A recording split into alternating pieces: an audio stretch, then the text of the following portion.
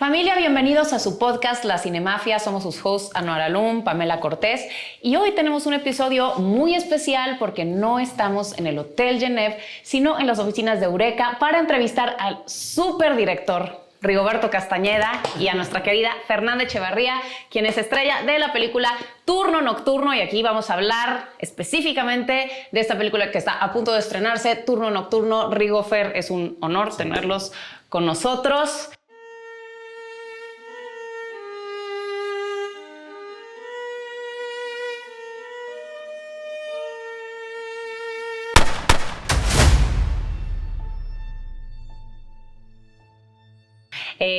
Sí, Rigo, gracias por traumar mi infancia. Exactamente. A todos, yo creo que a todos. Gracias por colaborar en mi ansiedad. Es que esto me lo dicen mucho últimamente, ya tu generación es toda la gente que nos está entrevistando, ¿sí o no? Han sido de que, pues es que se acuerdan con mucho cariño de Kilómetro, curiosamente. No, bueno, es que para todo fue un fenómeno. Y no lo digo aquí para quedar bien contigo, pero, güey, o sea, me traumó muy cabrón, en el buen sentido. O sea, yo nunca había visto algo así en México, y cuando la vi, no pude dormir. Aparte de mi familia, ya luego te contaré, porque tuvieron que ver con KM31. Teníamos en la casa el niño, cabrón. Entonces mi tía, ojete, me dijo, oye, no remodelé el baño, ve a verlo. Y yo, pues sí, ¿qué? Abrí y estaba el niño ahí en el baño, güey. Me llevé la traumada de mi vida. Entonces te voy a demandar, güey. Por cierto. A ver si un día vamos, invito con mucho gusto. Ahí tengo muchas cositas de las pelis y demás, pero tengo mi niño abajo de las escaleras de caracol. Para que la gente, o sea, como que no lo notes y vayas caminando y de pronto, ¡ay! ¿Qué es eso? Funciona, todavía sigue funcionando. Está cañón. Rigo, pues ahora, pasando de justamente Kilómetro 31, donde abordaste la leyenda urbana de La Llorona, ahora traes a La Planchada, que también es otra gran leyenda urbana, el Hospital Juárez, todo esto. ¿Por qué decidiste enfocarte en esta historia y contarla? Pues mira, uno de mis objetivos de vida desde que decidí estudiar cine fue hacer cine de horror y muy en particular centrarme en leyendas mexicanas, traerlas a la pantalla grande porque o sea, es curioso que hay tantas versiones de La Llorona y hay tan pocas de cualquier otra cosa, ¿no? Sí. Y que de pronto te encuentras con películas de horror mexicanas que son de vampiros, de hombres lobo, de muchas cosas que son importadas, conceptos importados, que digo, no por eso son malos, digo, yo mismo he hecho películas de vampiros y también he hecho zombies y he hecho otras cosas, ¿no? Pero hay tanta imaginería, cultura en México al respecto del horror. Desde pequeños hemos mamado historias de nuestros padres, de nuestros abuelos, que tienen que ver con una leyenda que hay en esa esquina de allá. Claro. Sí. ¿No? En el centro te vas y cada edificio hay una La casa embrujada, siempre hay cosas. Tenemos muchos. Muchísimos. Entonces material para tirar para arriba, ¿no? Sí. Y la verdad es que está muy desaprovechado en el cine. Seguimos haciendo mucho producto, digamos, internacional, por llamarlo de alguna manera, en lugar de localizarnos y hacer que el público se acerque a ver nuestro cine porque se ven en nuestro cine. Entonces es un objetivo de mi vida, sin lugar a dudas. Ahora, después de eso, ¿cómo escoger y por qué en particular el fantasma de la enfermera? Hubo dos razones muy particulares. Una de ellas fue la iconografía visual que te exalta a la imaginación cuando te platican de ella, ¿no? Que te hablan de esta mujer con una vestimenta de finales del siglo XIX, que tiene una forma de su vestido, que está perfectamente almidonado y es como muy estética en su andar, en su caminar, ¿no? Entonces, de inmediato te formas imágenes en la cabeza. Y eso como que ayuda mucho a crear una iconografía de horror que no tenemos en México. Si yo te digo Freddy Krueger, de inmediato dices, claro, suéter a rayas, guante, claro, ¿no? Jason, Michael Myers, todo eso que existe hoy en día con art de clown, por ejemplo. Claro, es lo que estamos hablando el otro día, que cómo lo han... Es súper iconográfico. Exacto. Mis hijos ya dibujan art de clown. Entonces, oye, ¿por qué no tenemos eso? Sí, en México. Es que es difícil crear esas imágenes tan impactantes que trascienden y que se queden en el imaginario colectivo y que todo el mundo simplemente con el guante ya sabes que es Freddy Krueger, con la cara quemada. O sea, son ciertos detalles que te dicen quién es ese personaje. Y como bien dices, no tenemos eso. Y no lo tenemos. Yo digo, hice esta película para hacer una muñequita de La Planchada. El Funko Pop.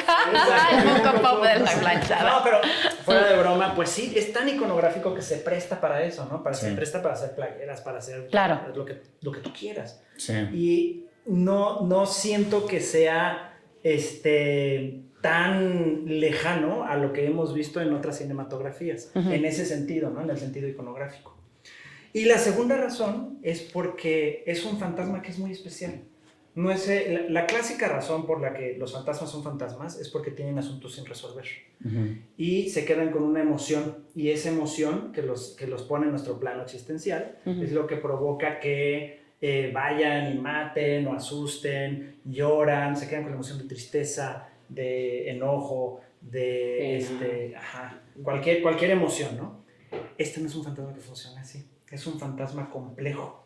Es un fantasma que al mismo tiempo ayuda a los pacientes de un hospital, los apoya, les da cosas que necesiten, ¿no? Está ahí para ellos y al mismo tiempo castiga a las enfermeras o doctores que no hacen bien su trabajo. O sea, es un antihéroe. Es un antihéroe, exacto. En la convención clásica del antihéroe lo es. Porque tiene esta gran virtud de que pues, los pacientes les ayudan.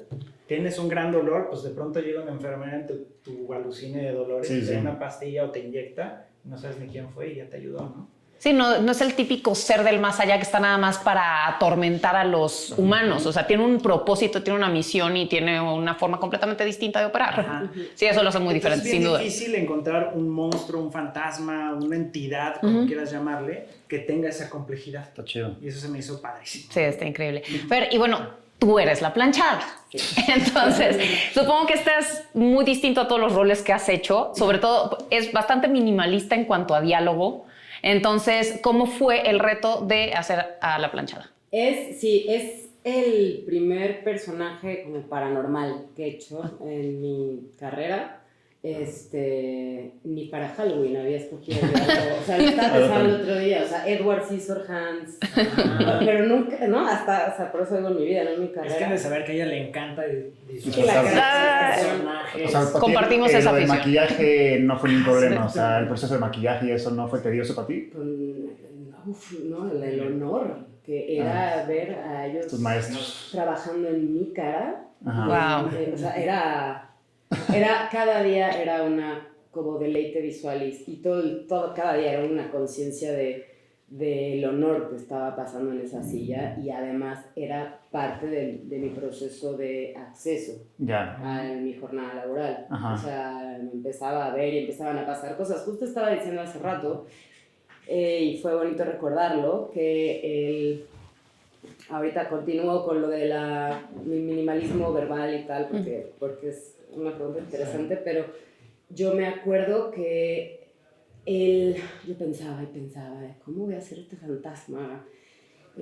Trabajaba en mi casa, ensayaba movimientos, pero no acababa de suceder en mí hasta que me vi en el espejo completamente maquillada y vestida, y ese día teníamos prueba de cámara, o sea, era un día donde me tenían que caracterizar entera para las pruebas de cámara. Y ahí sucedió todo, fue increíble, o sea, como magia. Yo la vi y lloré. Wow. Es que sí, yo también sentí una conmoción muy especial porque dije, faltaba toda esta parte que es el trabajo en equipo, ¿no? Y está lo que yo he trabajado y está lo que nadie más va a escuchar ni ver y que es mi intimidad de trabajo. Claro. Que Rigo sí lo sabía, lo que trabajé con Eulalia, un poco de su vida personal, etcétera, pero que aquí va a salir y el movimiento salió con los tacones, con el miriñaque, que es toda la estructura de vestuario que me hicieron.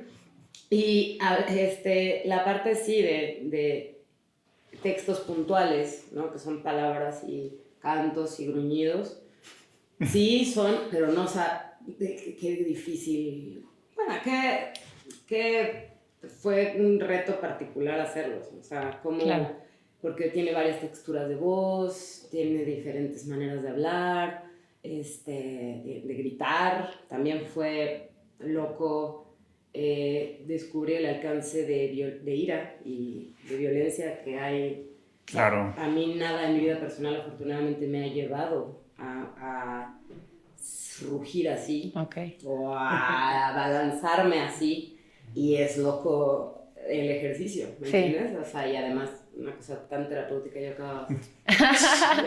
Es que sí, es un rol muy físico y mucho de presencia en cámara, porque tienes que comunicar demasiado con los ojos, con la expresión, y además algo que también noté que es un poco distinto a Kilómetro 31 en ese sentido es que es un fantasma que se ve mucho, o sea, está muy en la cámara el trabajo de maquillaje, entonces, o sea, no lo dejaron tanto como uy, se vio una sombra. Uy, está por ahí en algún lado. O sea, aquí mostraron, porque era un trabajo de maquillaje muy bien hecho, entonces se ve bastante. Entonces, ¿cómo fue para los dos esto de tenerla, en tu caso, o sea, poner la cámara encima y en tu caso de tenerla? Pues mira, la intención original era justo el que, si te fijas al principio en el primer acto y la primera mitad del segundo acto, ya de hecho me han dicho algunos espectadores que dicen, pues yo pensaba que no iba a haber nada, ¿no? Que Ajá, nos vamos a quedar en la silueta, en la sombra, no sé que qué. pasan muchas películas de este tipo, que nada más como que, imagínatelo, pero aquí sí lo muestran. Y poco a poco empieza a ver más y más y más, y eso se me hace muy divertido, porque había que explotarlo. Claro. Por lo iconográfico que es, ¿no? Por lo bonito que es a nivel estético el fantasma, sentía que había que aprovecharlo al máximo, ¿no? Y luego que también hay una revelación muy interesante que tiene que ver con el mote de la planchada, que no voy a decir cuál es, pero creo que sabes. Que teníamos que llegar a ese punto ya con un fantasma perfectamente bien identificado por el espectador. Y esa develación permite entender una serie de cosas detrás de, ¿no? Que se me hace súper bonito. Sí. Y eso también te pone en un lugar distinto porque estamos muy acostumbrados hoy en día a ver películas que son jumpscare tras jumpscare, tras jumpscare, ¿no? No sé por qué fue como un trabalengua. Pero el espectador más joven ya se está hartando un poco de esa mecánica de todo siempre es jumpscare. No, a ver, una historia, ¿no? Algo que me interese, que me involucre, que me lleve a donde me debe de llevar. No necesariamente una película de horror tienes que estar aterrado toda la película. También hay historias góticas que te ponen en un lugar, y gótica por decirle algún adjetivo que se adecue más o menos a lo que estamos tratando de contar en el sentido literario de la palabra gótico. Y es lo que te pone este fantasma, a donde te pone como espectador, ¿no? A entender, sí hay momentos de susto, sí hay momentos de jumpscare, pero no es lo vital en esta historia. Creo que va por otro lado, va por el lado de entender el fantasma, de entender sus mecánicas, de entender la psicología, porque también es muy psicológica, y poner al espectador en otro lugar que es mucho más interesante desde mi humilde punto de vista, ¿no? Entonces creo que iba un poquito por ahí, y el crear junto con Fernanda, pues es que fue una chamba que también yo creo que si no hubiera sido la actriz de teatro que es, antes que nada, porque tiene esa fisicalidad, esa escuela y esa fisicalidad y esa voz que le permite proyectar de esa manera, que yo lo sentíamos en el set. No era lo mismo escuchar a cualquier otro actor o actriz en ese gran pasillo que es gigantesco de hospital, a escucharla a ella cuando proyectaba la voz desde el diafragma, ¿no? ¡Wow! Y cobra y se apodera de toda la locación en ese momento. Claro. Y eso pues, lo puede hacer alguien que está muy estudiado en ese sentido, ¿no? Que lo tiene también trabajado como ella. Y hablando del set, como director me interesa mucho saber, porque es la parte que a mí más me mueve, ¿cuál fue tu mayor reto y cómo fue que lo resolviste? O sea, durante la filmación. O lo que más te asustaba, como puta madre, ¿cómo voy a lograr esto? ¿Cómo lo voy a resolver? Cuéntame un poquito de eso. Pues yo creo que las mecánicas de arte me tenían muy preocupado en un principio. Sobre todo cuando todavía no teníamos la locación, porque algo que se me hacía muy entretenido es tener una película que estuviera solamente en el hospital, para que el espectador sintiera lo que es vivir en un hospital, lo que es respirar hospital, respirar muerte, enfermedad, sangre, yodo, ¿no? Es el sentir esa claustrofobia que siente un empleado de un hospital era muy importante para mí. Y por eso en el guión no hay una sola escena fuera del hospital. Y producción se enamoró de ti porque dijo una locación, pues para poca madre. Pues, pero también estaba, me acuerdo, porque hicimos una visita al set, estaba complicado porque estaba una parte como ya muy en ruinas. Sí, entonces, y lo demás supongo que tuvieron que restaurarlo, ¿no? Sí, exactamente. Sí, entonces pues... Pero ¿por qué lo hicimos? Porque en principio, o sea, te digo, más o menos la producción le encantó porque en realidad filmar en un hospital es bien complicado. Ya. Y te prestan nada más pedacitos Claro. de hospital para ciertos horarios. Sí. Ni de chiste te dejan entrar a un quirófano, por ejemplo. Hay cierto, o sea, tiene su complejidad. Sí, hay protocolos de... O sea, hay protocolos muy fuertes y que se entienden perfectamente, pero pues que no te puedes escapar de ahí, ¿no? Al encontrar la locación, que era un hospital abandonado, como bien recuerdas, que estaba abandonado desde 1985, desde el terremoto. Y nos daba pánico en un principio porque dices, híjole, La estabilidad, ¿no? sí. Pero no, contratamos a personas, peritos, que checaran que todo estuviera en orden y demás, y remodelamos 3 pisos. Ese proceso de encontrar el hospital fue lo que más me tenía nervioso, porque cruzaron ideas por la cabeza de todos así de, ¿y si rentamos un hotel y lo convertimos? O sea, cosas así. Claro, pues es que para salir de lo oscuro. No, si vamos a filmar en un hospital, tiene que ser un hospital, porque así también, si el crew se empapa de esa atmósfera, se traduce la película. Claro. 100%. Claro, pero es verdad que luego no se puede hacer eso. Sí. O sea, aquí qué hermoso porque a mí me encantaba. O sea, a mí me encantaba.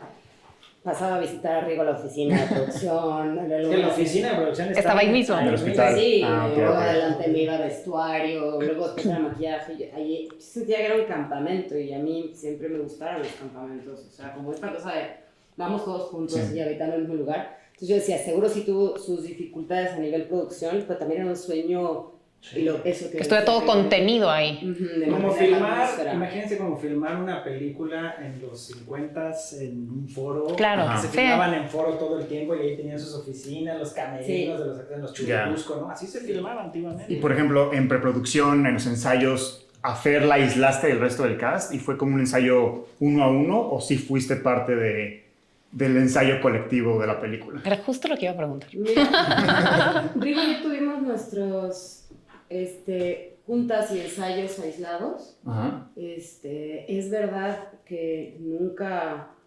ensayamos los otros encuentros con los otros personajes, pero no sé si fue una cosa planeada tuya.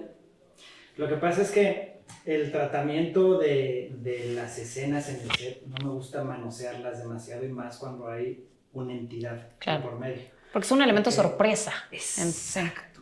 O sea, no es lo mismo que la actriz Rebeca, que decía Paulina Gaitán, se encuentre por primera vez con ella caracterizada y tal. Sí, claro. Sí, Sí.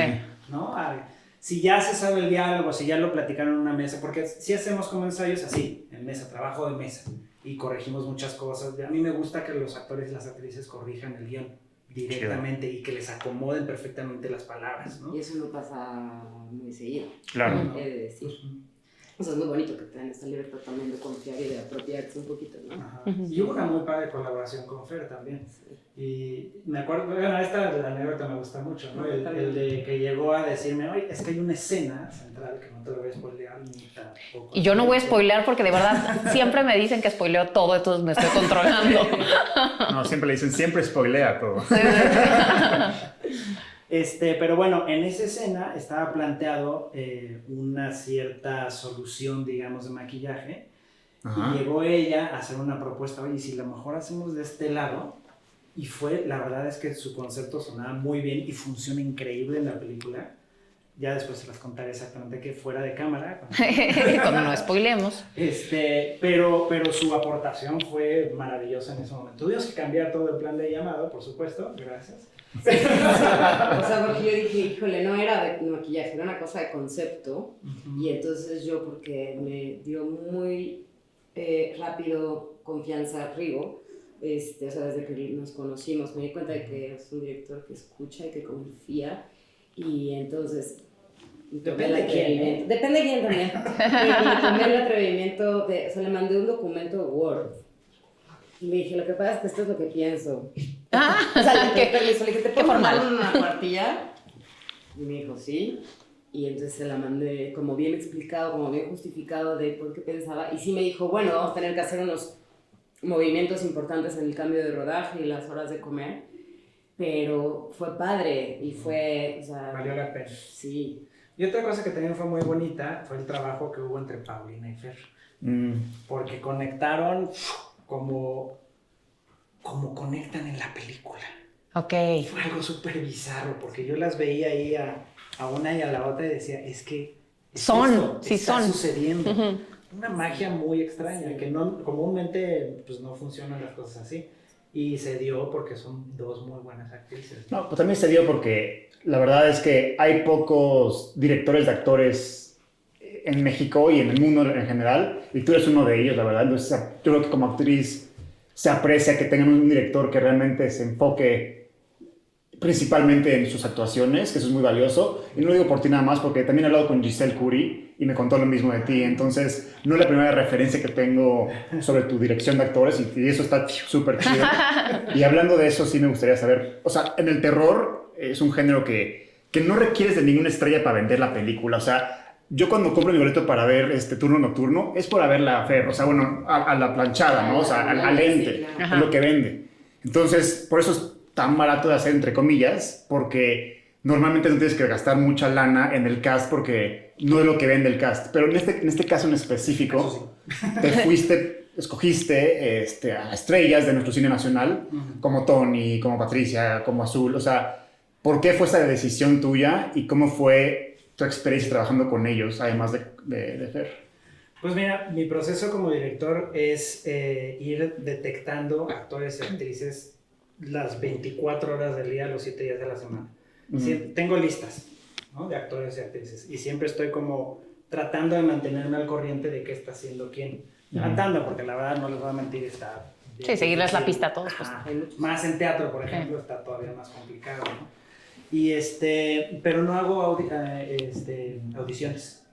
No, lo menos posible de audiciones. Solo las hago si me las pide el estudio o un coproductor o algo por el estilo, de que tiene dudas. Oye, Rigo, no estoy tan seguro de lo que estás proponiendo. hacemos un screen test, no una audición. O sea, tú ya tienes muy claro a quién quieres para cada papel. Sí. No me le acerco a nadie a menos que no lo tenga claro. Oh. Y así fue con Fer, así fue con Paulina, así fue con Tony, así con todo el mundo.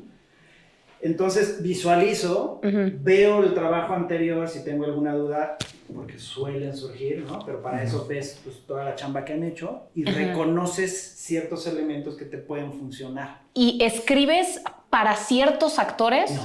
No. Ok, eso sí, viene después. Trato de hacerlo lo menos posible porque si no pueden... Claro, sí, te ya. quieres dar un tiro después, ¿no? Entonces Sí, bueno. mejor Sí, claro. trato de evitar eso, escribo personajes totalmente imaginarios, hago cosas como dibujar, luego se los paso a Roberto Ortiz, que es mi maquillista de cabecera, y Roberto, por ejemplo, me ayudó a diseñar el fantasma, y eso provocó cambios dentro del guión, curiosamente. Entonces, es un trabajo... Es una retroalimentación visual constante. de seguimiento de trabajo del trabajo de los actores y luego ya hacer la labor de venta con el estudio y coproductores y demás, que tampoco suele ser tan fácil, ¿no? Y sí me suelen como dar otras opiniones y pues hay que negociar ahí, ¿no? Pero tuvimos la suerte de que, por ejemplo, con Pau yo ya había trabajado antes en una serie, con Tony no había trabajado nunca, pero ya nos conocíamos desde Matando Cabos, porque cuando estaban terminando Matando Cabos, yo estaba empezando el desarrollo de Kilómetro. Ya. Entonces nos hicimos muy amigos, Alex Lozano, el Patas, Tony, Fer, Billy Robsar, bueno, una bola de cuates que pues de ahí lo conocía. Y siempre nos quedamos con la onda de que un día hay que trabajar juntos, ¿no? Pero no había llegado, al menos en mi cabeza, como esa chance de tenerlo ahí en algún personaje. Y con Fer, pues fue muy distinto, ¿no? Ya la había visto en una película en particular, Los 41, pero donde me destacó fueron unos Instagrams que hizo. Okay. Porque hace personajes que se le da la gana, ¿no? Y hace de pronto un taxista, un abogado, la señora de las quesadillas, no sé, hace 25 personajes y hace videitos. Y la ves y es impresionante las cosas que hace. Es que eso fue muy hermoso porque ese proyecto del que habla Rigo, que es un cortito que se llama Personas, justo de diferentes personajes, yo lo hice para rescatarme un poco de un cúmulo de rechazos laborales. Y lo hice por práctica, por oficio, por ser actriz, por escribir, por curiosa de lo humano en general. Pero cuando me hablaron para esto y me dijeron, no, o sea, Rigo te quiere para su... A mí me pareció tan sospechoso. O sea, yo dije, pero porque los directores de cine, la mayoría de los directores de cine no van al teatro y para este momento todavía no se estrenaba Celeste Soledad, que era un protagónico que tenía el baile a los 41, pero no pensé en esa. Ajá. Y dije, ¿de dónde esta confianza? O sea, qué loco. Como sospechoso bien, pues, ¿no? Era un halago gigante, pero yo decía, ¿de dónde me conoce para semejante oferta? Claro. Ahora Claro. que lo pienso, sí recuerdo que llegó a ese café en nuestra primera entrevista. Yo le dije, ¿podemos tomarnos un café? O sea, que conocernos, ya le preguntaba varias cosas y ya que vi que era súper buena onda, que fue fácil relacionarme con él, que hubo química y tal, ya le dije, oye, ¿y tú de dónde me conoces? Tú, director de cine, de terror, de bla, ¿dónde me conoces a mí para confiarme a tu fantasma? O sea, si era... Sí. Y ya me contó, vi tu proyecto de personas y eso me pareció como esta justicia divina de las propias acciones. Claro. O sea, como una cosa de...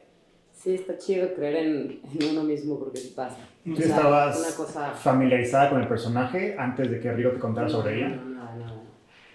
O sea, no tenía idea que existía, no tenía idea que era tan importante para el sector salud, para las enfermeras. Y en ese momento había una enfermera trabajando en mi casa y cuando le platiqué me dice, claro, la planchaba. Ya me contó que un paciente suyo la había visto. O sea, me contó lo que dijo Rigo al inicio, que es buena, que es respetada, que sí es un espiritualmente no fantasma que está por ahí, pero está bien que esté, digamos. Mantiene un equilibrio de las responsabilidades, ¿no?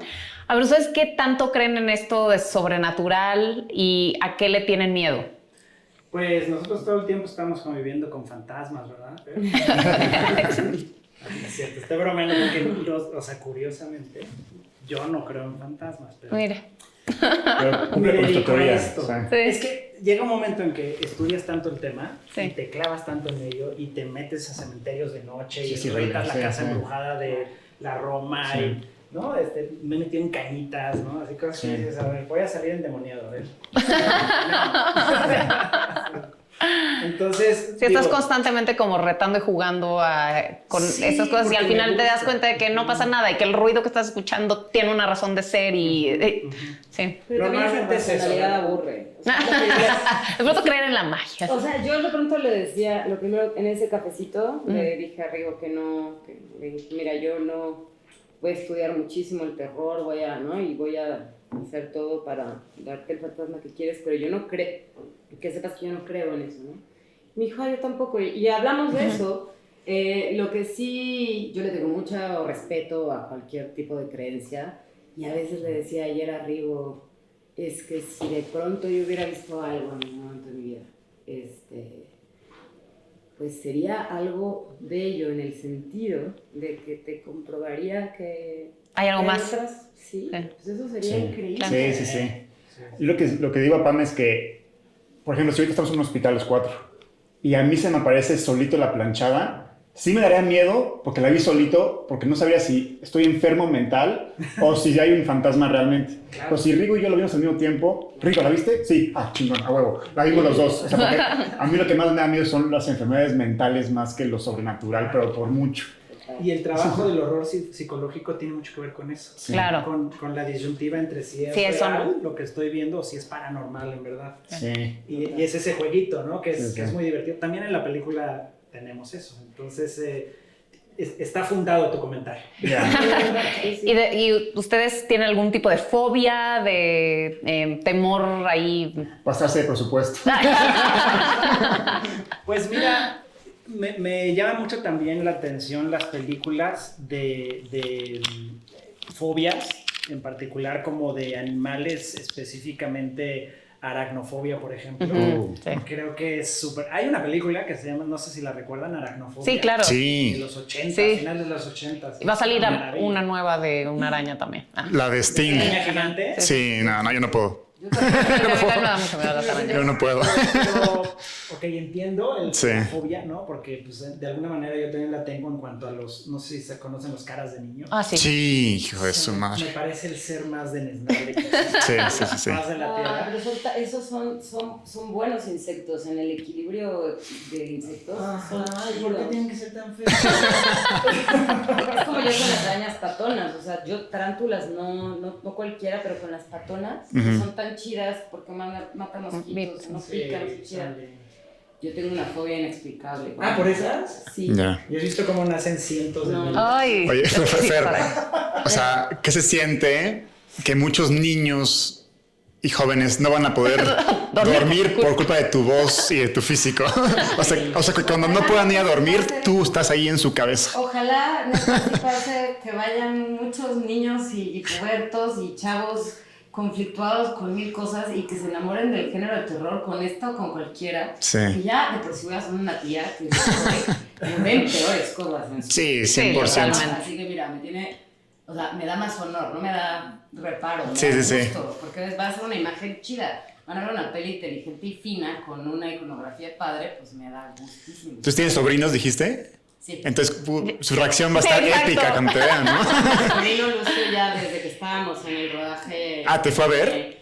Pues le enseñé una foto de mi maquillada. Hijo, y, tía. y me dibujó precioso. Ya no quería volver a verte. Ah, sí. Estaba muy fascinado porque funcionó lo que dijo Rigo. Es una cosa que la pudo dibujar, o sea, el icono. Claro. funcionó. Entonces fue increíble eso. Qué chido. Sí, yo creo que va a funcionar. Y ahora, con respecto al personaje de Pau Gaitán, que me llamó mucho la atención, que es como tiene algo también un elemento religioso, entonces como que siempre, no sé por qué el horror y la religión van un poco de la mano. Entonces, ¿por qué decidiste hacer el personaje de esa manera? Pues mira, no soy practicante, pero soy católico, apostólico y romano, como muchos mexicanos lo somos. Y siempre sentí que la iconografía, nuevamente, de la religión católica en específico, funciona muy bien para el horror.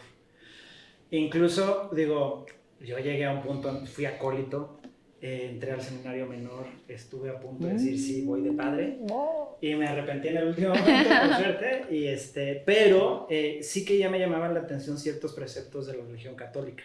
Sobre todo el temor a un demonio, a un alma, a algo negativo, pero también a lo positivo. Porque existe el temor a Dios. Y existe el temor, o sea, por ejemplo, si ahorita se apareciera aquí un ángel, lo primero que sentiríamos es miedo.